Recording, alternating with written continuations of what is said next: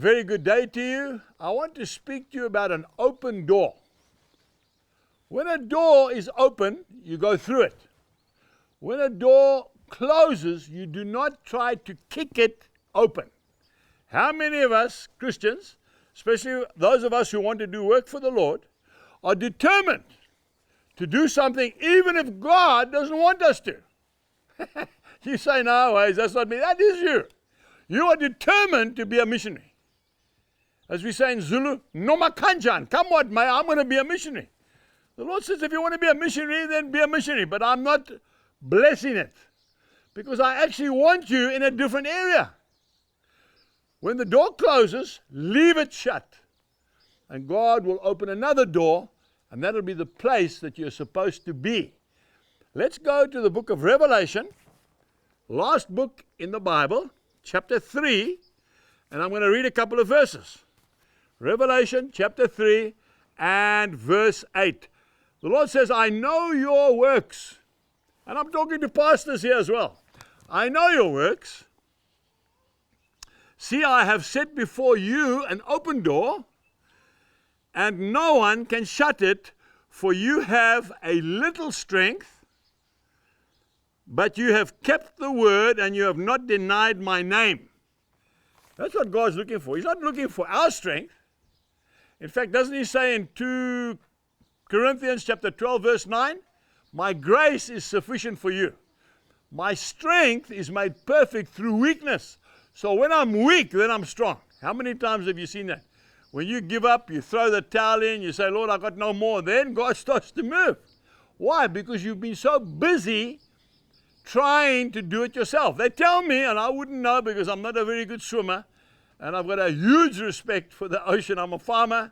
I've got my feet on the ground. They tell me that when a man is drowning and a lifeguard goes out there with that rope to go and rescue him, when the man is just about packed up, that's the best time to get hold of him.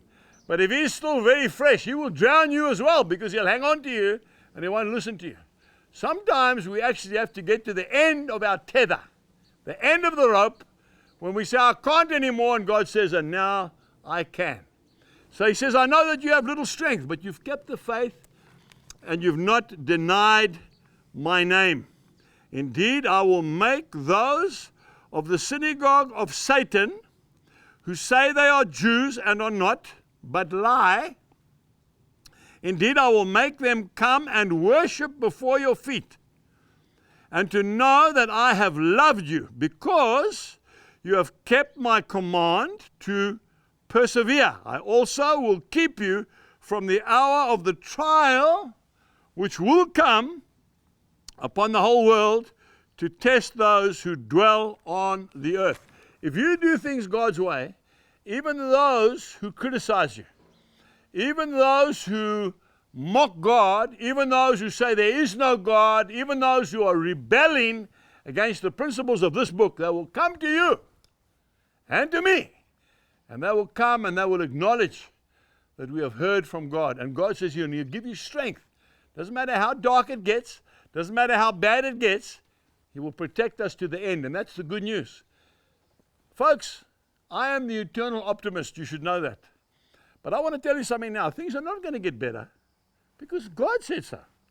But I want to tell you, as things are getting harder in the world, the harvest is becoming more plentiful.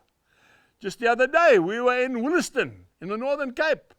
I think I got 400 or 500 people that live there. The whole rugby field was full of people coming to pray for rain, because there's been no rain there for 4 or 5 years. If there had been plenty rain, plenty work, how many would have come to that prayer meeting? Exactly. And that's why we rejoice in our tribulation, because tribulation worketh patience, patience character, and character hope. Romans chapter 5, verses 3 and 4. So just do what the Lord says, and when the door opens, go through it. Goodbye.